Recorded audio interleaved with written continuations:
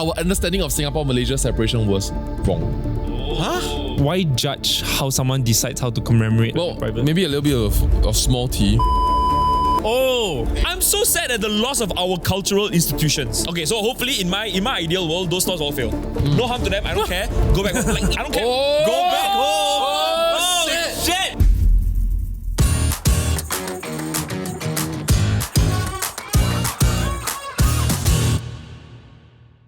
According to the internet, the most debated question in Singapore in 2025 is, would you rather earn less but be happier or earn more and be tired forever? But if you're already earning a lot, then earn less is like not little lah. Compared to your Okay, we lifestyle. know you are rich, so compared what are you to trying to say? It could be like general overall happiness, like your football team wins more, you have fewer fights. In my younger years, I would rather earn more and be unhappy. And then I grow up a bit, right? Then like I'm happy to give back on like the money side and be happier. I'm glad we got you in this stage of life. Yeah. A few years ago, maybe we cannot afford you. But I think as part of a research that I was doing for another client, right, that we're covering maybe next year, was that people are experiencing this thing called fire burnout. So you know the FIRE movement, which was huge, I think like 4 or 5 years ago. Yeah. Then people are feeling that as this drags on, and me being unable to attain what I hope to attain by following this lifestyle/advice, then now I'm burning out very badly and I've lost maybe a portion of my life that I feel like I should have enjoyed. Yes. Yeah. Like recently there was this thing where like if you kind of have an open mind to it, right? Which I felt like I did. As I watched this reel, this person said like she retired at like 40 or like 35 and her number was like 2 million, her and her husband, $2 million, and they did everything they could to attain that number. And then she retired and it's the worst thing ever. Yeah. And she said like within 2 to 3 months, like going from hotel to cruise was just absolutely exhausting. Yeah. There was no routine to fall back into. Every villa or every resort feels like the same thing. You don't know what to look forward to in life anymore, and then nothing is really that fun. And because they really got saved proper amount of money, they hit everywhere they wanted to hit within 6 months. No, that whole routine is so interesting because like I know of friends also who like have come across inheritance, right? And then in the end up going back to their job. Like, you know, it's the whole thing like, oh, I get $1 million, I like quit or like whatever, right? They all end up going back to having a job because they need that routine and knowing what to do, whatever, even though the money. I think the ultimate one, right, is really just have more kids. I feel like that's More the joy. ultimate thing. Like when you come into a lot of money, right? Yeah. Like retirement or like go on year-long cruises is not it. Yes. I feel like child rearing. It's child rearing. Then you still live life on your own terms. You still kind of wake up late. You still hire help. But be a mother, be a father. Yeah, no, which goes to the point of that money is just the means to something else. And like when you use the example of a child, right? It's more of that the child gives you purpose, ma. Yeah. So the child could be a business, the child could be a bunch of other things, and he's finding that instead. Then you are working towards like how can you create that financial comfort or freedom to then pursue that. I think Sam Altman, I don't know if I'm quoting him right, but he actually said that one thing that he realized about burnout was whether you're earning more or earning less, if you're doing something that you just don't enjoy, you're going to get burnout. But you can work 5 years and be doing something that you're very passionate about, not earning enough also you won't get burnout. At least in his experience. And so he feels like it's really just down to finding purpose and something meaningful in your life. But to answer the question, I would rather earn less and be happy lah. Like less stressful work and be happy lah. I'm still passionate. I'm still motivated. Then okay to earn less. My controversial take was SIMONBOY v. Xia Xue. We tried counting the number of beefs that she had this year, but we couldn't find. To be fair, this is one of her low years. It's correct. She That's has right. one What is major the beef? one. I don't know. From my understanding, maybe I missed out, but I believe that after the very, very unfortunate passing of Simon's daughter, he decided to open a charity based in Malaysia called the Charity or the Forever Megan Fund. And I think Xia Xue actually came out to like call him out and basically say like he's doing this for publicity. There's a track record of him doing things for publicity and trying to mask it around good or altruism. So for example, like he videotaped him meeting his estranged son, and then why did he have to video that? Why did he have to make this a big thing? Why couldn't he do it like, you know, like quietly?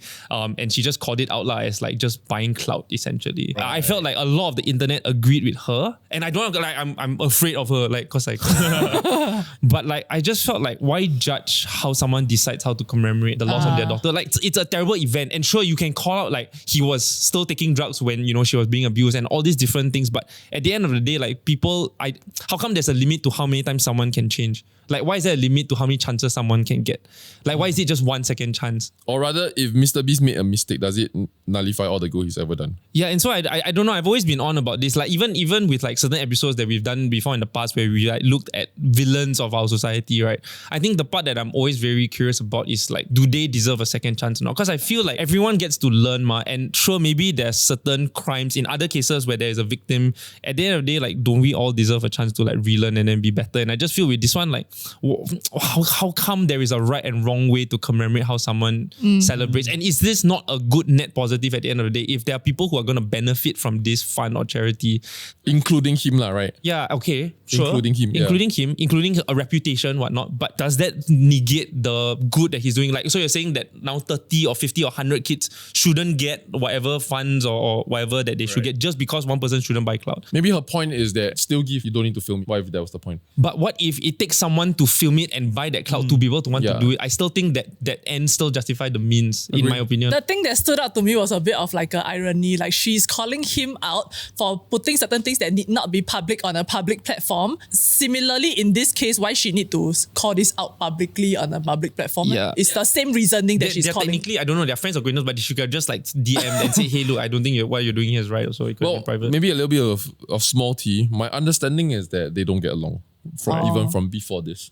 Right. And I think based on accounts, that the reason they don't get along is a misunderstanding. It's just, but I was not there to help also when it happened. So I know about this months later or like years later. I don't know when they first met. Yeah, if I'm not wrong, I don't remember whether I saw correctly whether there were some postings about how she did try to reach out and then like was ignored or something like that, right? When the Meghan news came out, But regardless, it still doesn't feel like it justifies her contradicting her own. You know what I mean? What it brought up for me was questioning, when do you raise your voice? When do you vocalize when you disagree with something? Because there's so many things in this world that we will disagree with.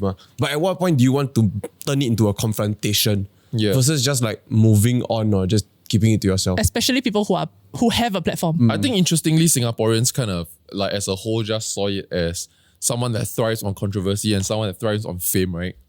Doing their thing.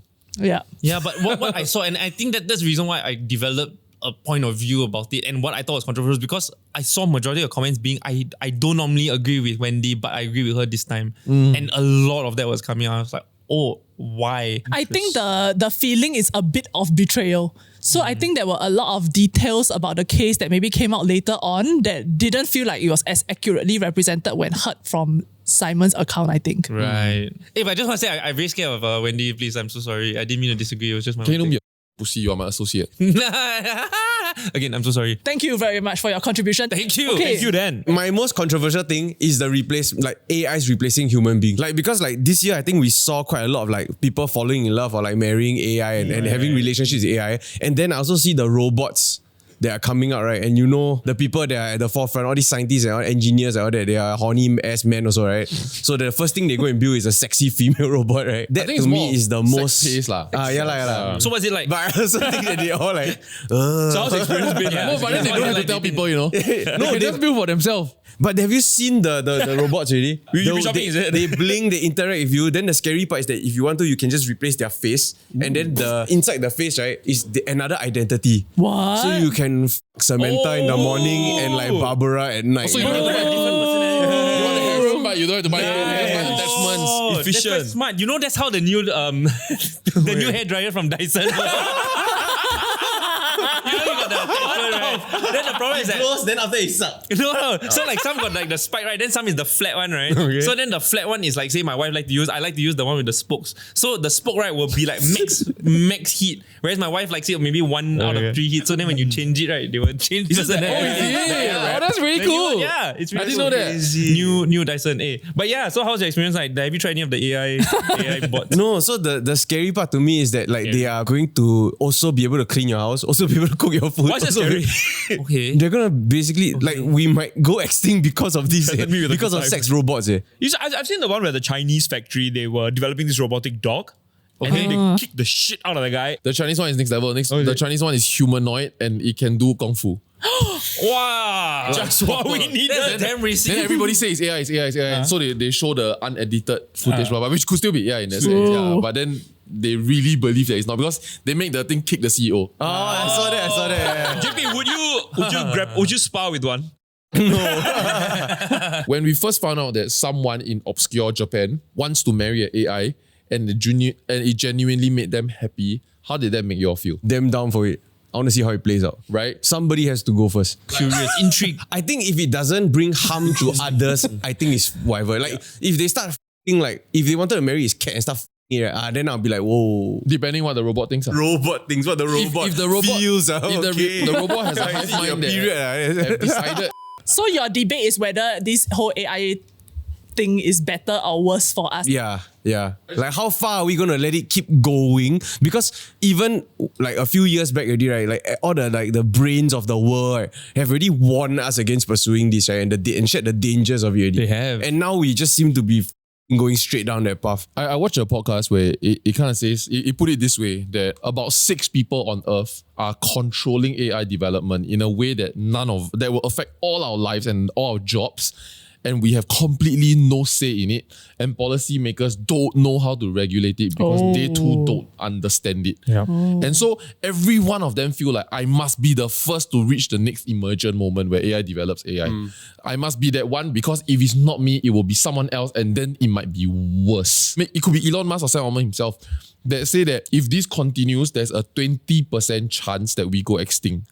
And then they ask, is it worthwhile to still doing it knowing that there's a 20% chance of humans going extinct? They say yes. And we have no say. But why do you say we don't? We have no say though. We do though. The thing is, the number OpenAI's like number one statistic is 600 million people use their product daily. And if those people all decided not to, So if you decide not to, I already don't like to use it. so even if you don't use it, it's inconsequential. It will disrupt your life. But same thing as like my vote doesn't count because I'm one person. It's like I have to take the stand, and then somebody else to take the stand, and we all take the stand together to not use it. I think it's just like tuition. Like you can't tell parents to stop sending your kids to There will tuition, always be that lazy person who uses AI for everything, right? Like I know people in my own life who cannot Google anymore. They have to ask GPT what is the temperature of the sun and shit like that. They just Google that info. I think this happens regardless of whether we pay subscriptions or not. Because you just look at Elon Musk, like his wealth is not built on our subscriptions. It's through whatever. He just reached $600 billion of valuation. He is going to continue his development of AI without us being the consumers. frustration is actually illustrated in Vince Gilligan, the creator of Breaking Bad, right? His latest show. So the concept is that as alien space something comes to Earth, basically all humans are like connected to a hive mind. What? Yeah. And then the main character is basically not affected by this. So she's the only one that's conscious and interacting with this whole thing. So all the hive mind, like other NPCs, basically, we will never hurt you. Everything's like all positive vibes, all good, right? But it's driving her insane. Because it's so frustrating that can't you see that this is not right? Yeah. And it's an illustration of that frustration. I feel like I've thought about like this for a while, right? And then in a world where there's actually enough for everybody and human tendencies of greed and hoarding will not do, the point of singularity will be if we put resources in the hands of artificial intelligence and let them redistribute resource. It will only be that point of time where everybody will have enough. There will be no country where they are starving. If it's not controlled by somebody. Yeah, because then it's not controlled by greed and hoarding. But to get the world to agree to that, and let's say the world does agree to that, that also means that all of us probably only just have enough. And I would like to say that I don't think that's a life humans want to live in. I think we don't admit it, but we want to live a life where I have a little bit more than other people. Agree. Yeah, but why can't that little bit more not be the resources that we need? Like let's say we talk about all the Maslow hierarchy thing, right? Why can't it be about but that's not the point. Your journey towards like the highest one is what? Self-actualization, right? So But we are you at don't get to different levels actualize in anymore. that. You don't Why? get to actualize anymore. Why? Because for example, I need you to be farming. Because that's what you're most productive at doing. So you shall farm.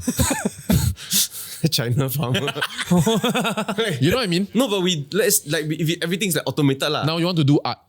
I'll be like, there is no human that requires your commodity at this point, and you are not the top 25th percentile of people that's doing art, so don't waste time. The best time for your productivity in service to humankind is for you to continue working the paddy fields. So I rebel with crop circles. Then that's when you get Hunger Games kind of shit happen. I was gonna say this is divergent. His divergent, it's divergent. Oh, wait, what? Neuro.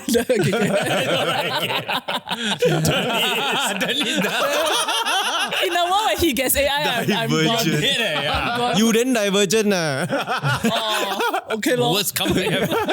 To come back to this, right? Someone has also said, I think it was Sam Altman also, is that there's a race because when the AI itself that is built and becomes the leader, right, gets to self-replicate, it is so far advanced, right, that the other 5 can't catch up already. And so who makes it there first will end up deciding for it. And he said that will happen in the next 2 years. So exciting. He's like a seal.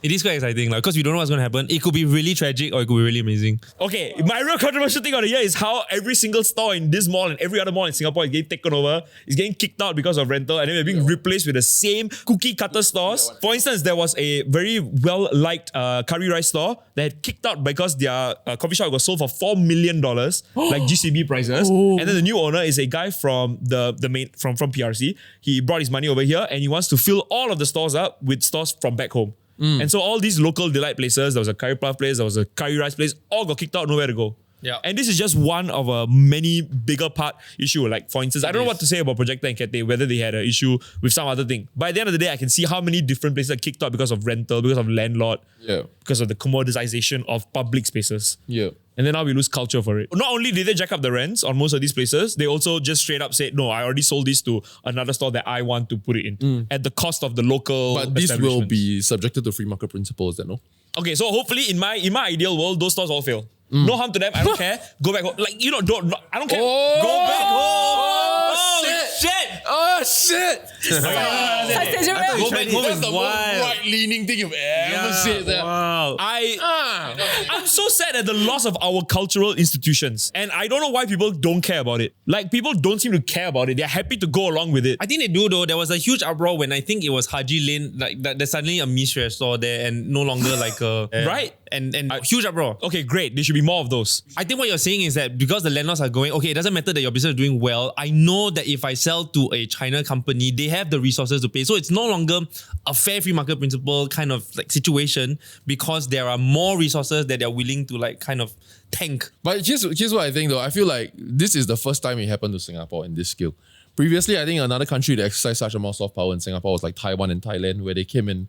Their cuisine is everywhere in Singapore, but it came at a period that was like it's kind of slow. Yeah. They can't paste it properly, and I think as a result, Singaporeans actually learn nothing from them. I think where this will come full circle is Singaporeans are understanding the Chinese business model, and it's flipping because if you look at Singapore-China economic zone, they were learning from Singapore and then they figure out how to do it better, and now they are taking our country as an economic zone. It's up to Singaporeans to then learn their model and see whether we can do better. Because even if their head company can continue bankrolling ice cream and their mala, right, we can learn from that and then we can do a better one and start another town, boycott this town, for example. Might be the end of Haji Lane, for example, but then there will be another lane that will be better, that we will prefer more.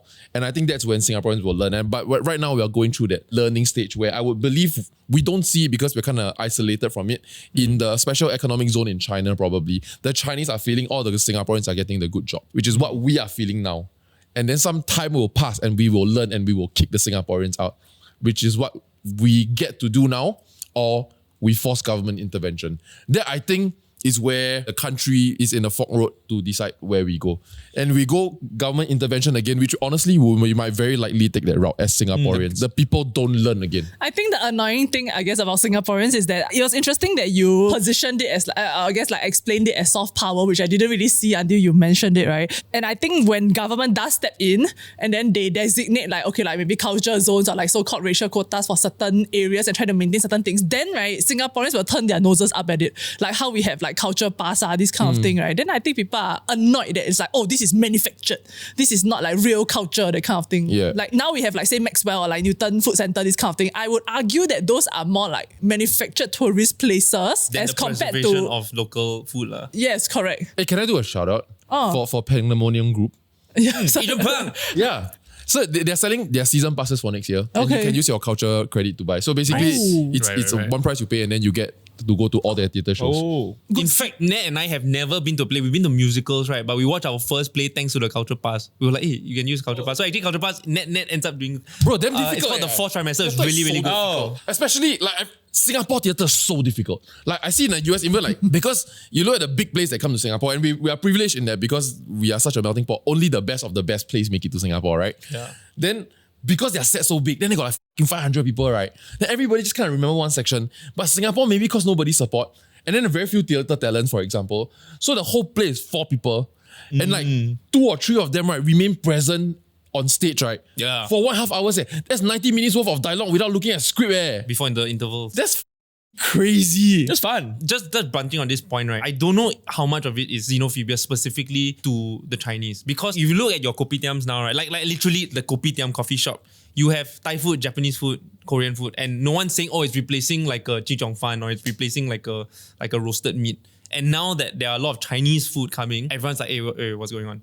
What's this? I don't know how much is targeted because we didn't feel that way when it was previous countries. Like but how much of it now is also Chinese privilege talking? For example, Raja, which is our only non-Chinese person on the table, is saying that it's too much Chinese, and then we incidentally are defending. Tangential to Raja's point, right, which was actually my real answer that I wanted to say, but I thought it was too controversial, is that something that I've noticed when like Ned and I bring Ollie out and we go to like playgrounds or we bring him to places that are for kids, right? Something that I'm slightly concerned about, and it's ironic given that I am a foreigner, is that a lot of the families there are new citizens. They are non-Singaporeans that all live here and are probably, like even in my HDB, a lot of them are new citizens. And I mean, absolutely no problem. I'm trying not to be discriminatory. You are jealous. But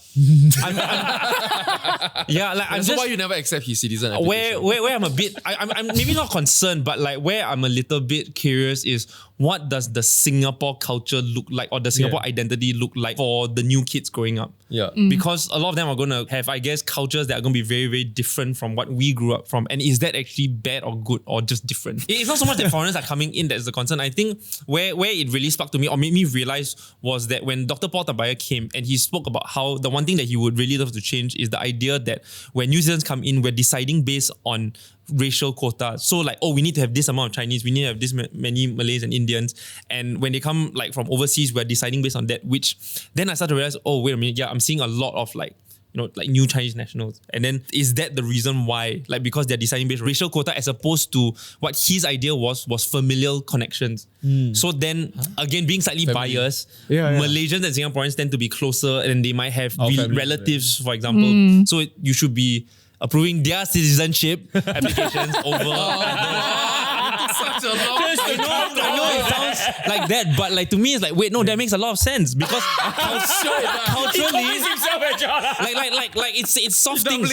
For example, like I grew up in Malaysia, but I know how to enjoy a laksa or char kway teow. You know what I mean? Like I know. Okay. The conversation about the new season Let's is support so then. Like I can understand Hokkien, Like, no, I agree, Jen. And it's not that again. I want to clarify. It's not that foreigners come here, too many of them, they take it over. Like that's not it. That's not it. Yeah. It's that. Okay, so there is the Singaporean spirit and the kampung spirit is one of it. But a lot of it is that we got this from the British. It's like this like sort of the way we behave in public. You quietly do your own thing and like if someone needs help, go and help them and then don't be a nuisance and stuff like that. We learn all of that from them. The British. I believe so. I believe this is exactly the stiff upper lip kind of like tough time, we'll get through it, but we help each other here and that kind of thing. Keep it quiet. Don't be a nuisance on the train, that kind of people. And then the more and more British people come in and they don't have these norms and then they don't assimilate and then we lose out. And I can tell who I know was born in KK and who was not. Then I'm like, oh, then people start to have xenophobic tendency out of it. But I do want to add just into this video that this is not a xenophobic conversation. Yes. I think we must recognize that Singapore is at a crossroad where we cannot have a low birth rate, anti-immigration, and we don't want to pay more taxes. Yeah. Yes. So the immigrants do play an important role if we don't want to pay more taxes and if we're not going to have more babies. And I'm an immigrant myself, so like. So this is a problem that needs to be solved and immigrants buy us time to solve the birth rate problem. Okay, last but not least, John. Oh. So mine's very recent, but I'm very prone to recency bias. Okay. It's the release of the Albatross Files. Did y'all follow that one? That one was bang to me. Banged you? Did it not bang y'all? What's bang? So I think only this year, the UK declassified what is known as the Albatross Files. So why this is fundamentally different, why this is fundamentally bang, right? is because we didn't realize, or rather our understanding of Singapore-Malaysia separation was wrong. Oh. And the private communications was revealed in these files. So your perceptions would be that Singapore was kicked out, we are super sad, then Mr. Lee cry, right? That Singapore leaders were caught off guard when Malaysia decided to kick us out, which is arguably untrue.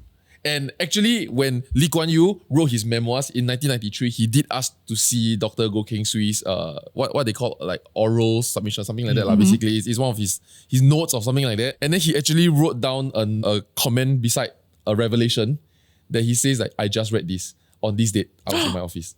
Like Lee Kuan Yew himself just wrote that because he learned that Dr. Goh Keng Swee mooted the idea of separation to the Malaysian leaders. The whole Albatross Files, if you ask, they will talk about it's about how we did this heist under the British nose because we never informed the British High Commissioner, blah, blah, blah. But as far as a Singaporean is concerned, Lee Kuan Yew's tears was not for being kicked out. His fears were of the people that he let down, that believed his tears. Yeah, because in the extension of that, somebody I think in the making of a documentary by CNN, it was a very good documentary.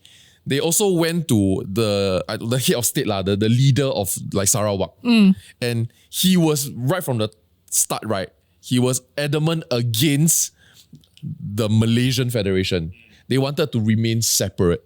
But the British concern, right, is that if we don't tie these countries together, they will divide and then they might fall into communism. Yeah. So the only way to keep all these people alive is to keep them together. Yeah, and so the British wanted everybody together. Lee Kuan Yew himself wanted unification with Malaysia because they feel like Singapore don't have the resource to go on. Sarawak did not, or Northern Borneo at that time, did not want to be part of the Federation. And it was Lee Kuan Yew himself that right at the 11th hour, right, had a chat with the leader and say, let's just do it. Let's make this happen. And then years later, when Dr. Goh Keng Swee mooted the idea without Lee Kuan Yew's instruction, and then basically told Lee Kuan Yew that Tun Razak brought it up. That is what caused that whole separation. And basically there was that whole teasing of how Lee will be a problem or Harry will be a problem because there was fundamentally very different ideology. That Lee Kuan Yew wanted a Malaysian Malaysia, which is everybody is then equal, blah, blah, blah. Whereas the Malaysian PM did not feel it that way. They feel like the Malays are already the poorest and they wanted to help the Malays at least get to equal level and then have a Malaysian Malay. So Lee Kuan Yew basically convinced a lot of the Federation states to join, and then Singapore left. And then so there was a letter that was written by head of state of Sarawak to Lee Kuan Yew, and it was like just a long love letter of betrayal.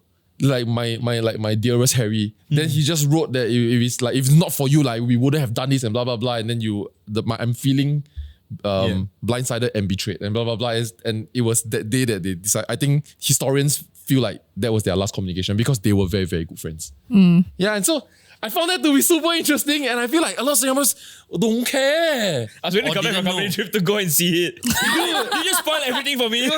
Yeah. No, the documentary was some months ago. No, the exhibition at the museum is going on now. Yeah, which I wanted to go. By the way, guys, it's free. You just have to book a slot. It's at the National But I Library. feel like I just been through it. Thanks to John. No. His retelling was so like, dude, captured all the emotion. It was so crazy. And the CNN documentary, When Harry met Sarawak. it's a must watch because they did it so well. The tension of everything and how the British High Commissioner was actually looking for Tun Razak. Yeah. Because he heard of it. Right. Yeah. And someone pauto and told him and he redacted the name. So you're saying if Lee Kuan Yew had known about this, then he would never have appointed Goh Keng Swee to any office after that. Maybe not, because it was only 1993, way Then after he Goh Keng came Swee. after. Then drama. Yeah. No, actually, if I adjust a bit of the understanding, I think it was that this was an ongoing conversation already between Mr. Lee Kuan Yew and Goh Keng Swee. And then as part of Goh Keng Swee essentially was sent to do the negotiations, right? Then as part of it, there was a casual mention at first of why don't we just go our separate ways? And then that idea kind of caught on really, really fast, and then it snowballed, and then they were like, okay, actually we can make this work. And even to the last minute, like Mr. Lee was very, very torn, and that's why he cried, because like when it happened, I think he himself was still not sure whether or not this was the best way forward. But I think the important point I'm is psychoanalyzing is that Lee Kuan Yew did not bring it up. That's the most authentic way. I rewatched it just now. I rewatched it just now just for this part. So basically, Dr. Goh Keng Swee realized. So Dr. Goh Keng Swee wanted this arrangement whereby Singapore is the New York and KL is the Washington.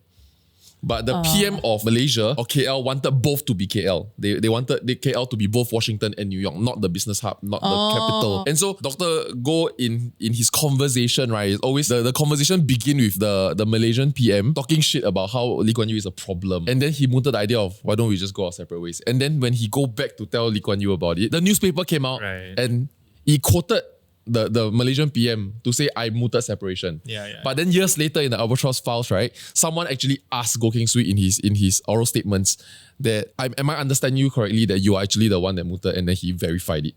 Yeah, which was quite interesting. I think maybe the why tears were so many levels. No, but is it earth-shattering? Does it remove the romanticism around Lee Kuan Yew for you as a Singaporean? Because the tears was like, oh, are we going to make it or not? I feel like Singaporeans latch on to that meaning of the tears. But now if it's about, oh, because I'm betraying my Sarawak So the friend. beauty of it is that is also true because Lee Kuan Yew also thought that Malaysia wanted to kick Singapore out. Right. Yeah, but his tears were also because of he felt like he Guilt betrayed lah. other federations. Yeah, right. Yeah, which is what other people think. Yeah. The fact that even he found Game out of 30 Thrones years like later. season 7 is crazy. That's crazy. Then Lee Kuan Yew finding out something 30 years later. Yeah. I think actually why maybe Singaporeans don't care much for it, or it feels like that, is that there is it doesn't really affect us anymore at this point because we are off in a better place as a result. And at the same time, I think maybe amongst me and my friends, we kind of see it as like did something that fought against the British rule for ourselves. You know what I mean? It's like East versus West rather than me and Malaysia. I think it's because the way it played out and reviewed itself is like a movie like that. Yeah. Like you see the ending, then actually by the time you understand the full story, it changes the meaning of what you saw at the start. And there's so much more to the file. Now Like, read this backwards. Really have to watch it It's like because Nolan film. He also talks about how Lee Kuan Yew felt that he had and even the general Malay leaders all felt that Lee Kuan Yew had a stronger relationship with the British. And so Lee Kuan Yew felt protected by the British. And so that made them hit him even more. And he actually said this statement that I am more afraid of being assassinated by a Malay than the police come and catch me. Wow. Yeah, because he feel like that was what he was stoking. And when the deed was signed, in fact, he said that he was going holiday in the Cameron Highlands with his family and blah, blah, blah. But actually, he just wanted to be very, very close to the action. And so there was a lot of like secret meetings where they drove through the night and blah, blah, blah to make the meetings happen. And then when the thing was signed, if I remember correctly, he basically told Dr. Queen Sui, like, he said, good job, we pulled off a bloodless coup. Because it was it's a revolution, ma. Yeah. It's Taiwan separating from China without a single person dying. Really can be a limited series on Netflix, this one. Maybe yeah. Pandemonium might They do it. already did 2 episodes. It's so good. The exhibition is going to have It's a dramatization of it. A bit. Everything that's got to do with Malaysian politics is so fun. Yeah. I just even if I'm not part of it, like the new stuff, like we have nothing to do with it. But damn, Yeah, that's why you should stay Malaysian. I can still appreciate it as a Singaporean. Okay, to end with a positive piece of news, and this is the one that I could get across the different search engines that I looked at, which is that Singapore, for the first time, qualified on merit for the Asian Cup. What does that mean?